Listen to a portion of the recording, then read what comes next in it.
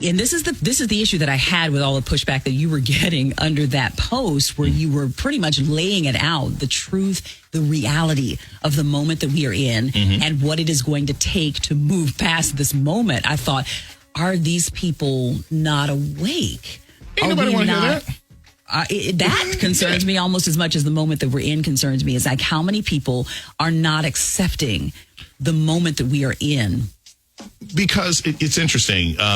You think about like life in the 40s or 50s or 60s, right? I don't think anybody here was alive in the 40s or 50s or 60s. Yeah. But we have this notion of what life was like for black people in America before the civil rights movement. Right. Like, and and basically everybody seems to think that before 1965, the entire world was in sepia, right? It was just black folk singing dirges like, I'm so sad to be heading to work, right? They just assume that that's how all black life was. And so whenever there's like a documentary or an old photo album and you see kids playing hopscotch or hanging out or just enjoying life in the 30s, 40s, 50s, and 60s, everyone's like, oh my gosh, black people were happy.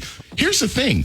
Even under an oppressive regime, even under the American apartheid state, people enjoyed themselves. Yeah. They woke up, they went to work, they met people, fell in love, had kids, ate sandwiches, right? Yes. Like, authoritarianism doesn't mean that your day in, day out life ceases to have any joy. Yeah. But it does mean that the corners of your existence become more and more constrained.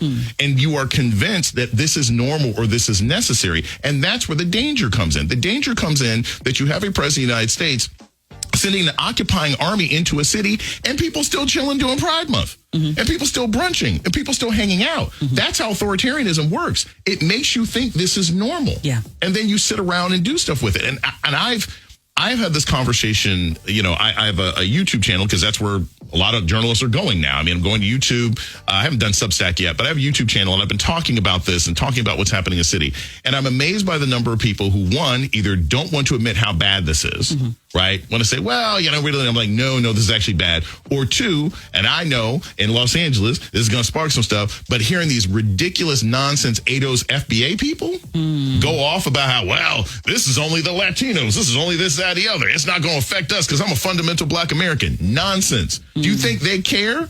Do you think ICE is looking at you and can see any difference between you, a Haitian, a Jamaican, or Ethiopian, or Somali? They don't care. Yeah. You're all going to get wrapped up.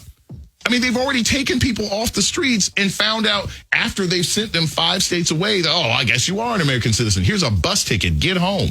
So we need to, in particular, black folk, need to stop pretending that this is a Latino problem or an other people problem, because I promise you, every problem that anybody in this country has, eventually we get sick with it too. Yeah.